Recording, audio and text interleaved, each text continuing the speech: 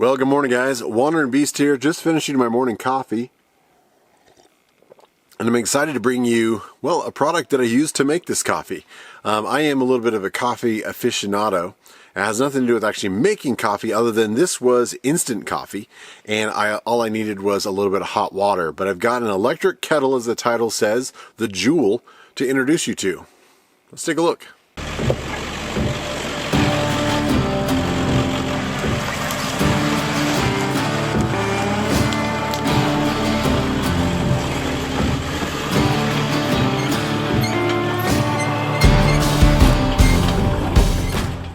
Well, so here it is, the Joulle.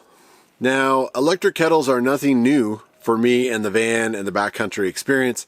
In fact, when I first took our very first trip in 2020 with the wife and the kids, I was experimenting with, well, some failed attempts at using electricity to cook. I still had deep cycle batteries, I didn't have lithium, and I didn't even have a pure sine wave inverter when I first started that trip. But I bought a $9 electric kettle. And it turned out to be an amazing little product, especially when you're just trying to make quick meals, you're trying to do pour over coffees, you're trying to get things ready in the morning. It's super quick and easy, and we really liked it. I'll put in a quick photo. This thing has been bashed around for a long time. My issue is I know at one point it's going to get bashed too hard. It is plastic. It cost $9, but it worked for a long time. It literally has just an immersion coil heater in a plastic bucket. That's all it is. Now the Joulle takes it a little bit further than that. One, this is 500 watts and it has a couple different settings. It isn't just turn it on and go. It has a water setting, like I used for making my coffee this morning, that will bring it to a boil and automatically detect the temperature and turn itself off.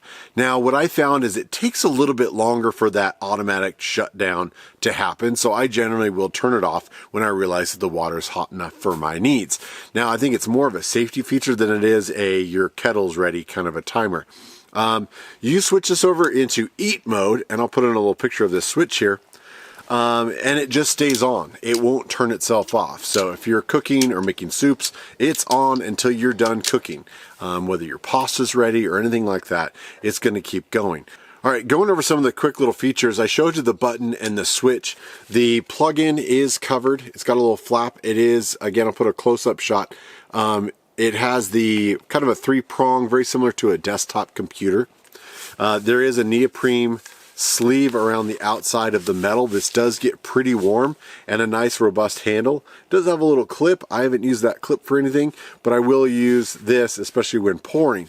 Now the lid design, we'll see if we can put some close-up shots because the lighting isn't great where I'm standing. There is a pour spout and some drain holes. So if you're doing pasta, you can certainly drain your pasta out. It looks like there's an attachment maybe in the future for a French press, because there's a center hole. And so if you guys have used Jetboils or anything else, I'm actually wondering if a lot of those same pieces won't fit inside this. It's literally a Jetboil, however, it has a electric heating element in the bottom of it. This thing is extremely robust. I have not worried about knocking it around. I've had it since the beginning of the year. I think it's very well made. It might be a little expensive considering what you can get for other kettles, but if you're more of the overlander and less of the RV style camping, you want stuff that can get knocked around in a drawer. You want stuff that can be thrown into a bin. The nice thing about that 500 watts is it can actually get used off of a lot of your little battery units. So a lot of you guys are in the back of an SUV or a Tacoma pickup or something of that nature, and you want to have an easy way to get your water going, especially this time of year. We are in the middle of winter. Even though it doesn't look like it, we haven't had a ton of snow this year. It's going to be whopping 3 degrees as our low coming up in a couple days. In the 20s for our highs. Butane and propane, especially if they're going to get stored in the outside of your truck or SUV, they're not going to want to work as efficiently as anything else. Now, if you've got the comfort of a bus or a van, it's a little bit different because you can keep that moderated and warm.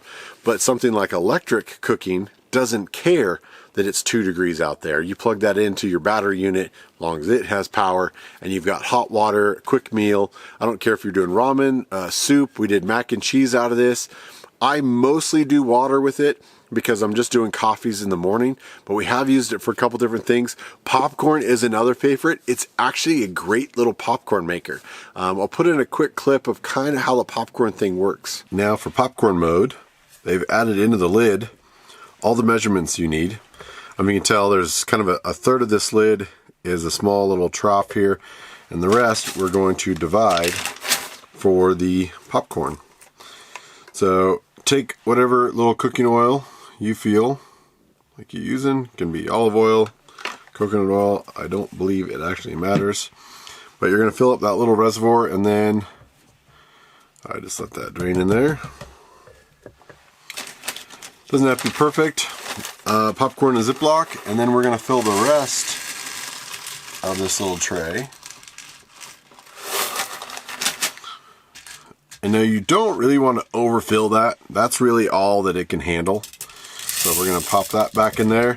Well, and then here's the drink mode, obviously for water, heating, food under eat, and then pop is going to be popcorn. We're going to turn that on, and I'll give you a rough idea how long it takes. It is 10:18 right now. If you guys are wondering about power, this is only 1 out of 2 of my batteries, so it's kind of split. So we're looking at about 12 amps.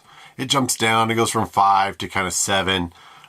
So it is I believe a 500 watt unit. So if you have any of your power bricks, you could run it off of that as long as it can handle 500 watts. It does fluctuate a little bit, so that's kind of why you're seeing going from 4 to 7 as it's kind of heating up and doing its cycle. All right, about 4 minutes in, I like to give it a little shake. The best popcorn maker I've ever had has a little wheel, a little arm that kind of moves the kernels around. So anytime I'm making popcorn, I just give it a little shake, but make sure you leave the lid on and don't peek till it's done. All right, it's been 6 minutes, starting to get some kernels popping. Again, give it a little shimmy. And like any good popcorn, once it starts dying down, you should turn it off. Now, they say that it is automatic and is perfect for the perfect popcorn. But if you start hearing your stuff die down, you can see it's starting to push the lid up. I'm making so much popcorn. There you go. It's still going. There's probably still a few kernels in there, but that's why you can't really overload the lid, because this thing won't hold anymore. So we're gonna toss a little bit off on here. There you go. Popcorn made easy while you're camping. Add your own seasonings. And again, a lot of our sort of survival meals where we're just adding water, I still use a lot of the nutrient survival gear and their food and their packets. So I was out elk hunting and I had their scramble. We use the bus as kind of our home base when we were out hunting. And so I made a quick scramble with the Jetboil, or the Joulle, excuse me, the electric Jetboil. And it worked great. So I'll put links down below. Let me know what you guys think. I've been very happy with it. It's performed flawlessly. I haven't had any issues with it. Again, the $9 unit worked really well, but I know it's not going to. One day I'm going to go use it and it's going to have a crack in it or something from just being rucked around on all our off-road adventures. So this guy, I think, will handle a lot more abuse. Negatives. Really, I only have one negative, and I think it's just the size capacity. You know, for my coffee, it's about 12 ounces.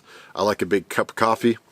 And so if I'm trying to make it for my wife and I together, it makes, I think it's 16 ounces. So I can do 2 smaller cups. So I end up running this twice in order to get us 2 big coffees. So in the morning, we both make coffee. We come up here and hit the road.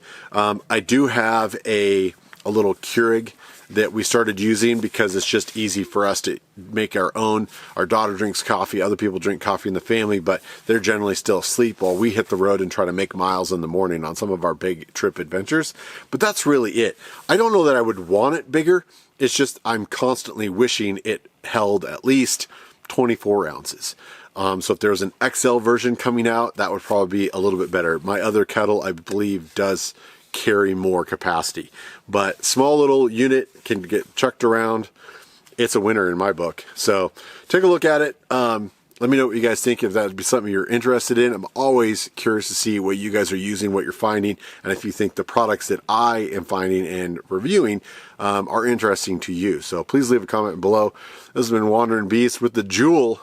Thanks for watching, guys.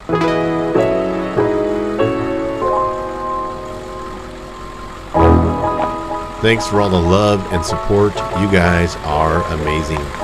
Please like, share, and subscribe. Follow the adventure on social media, and we'll see you on the road.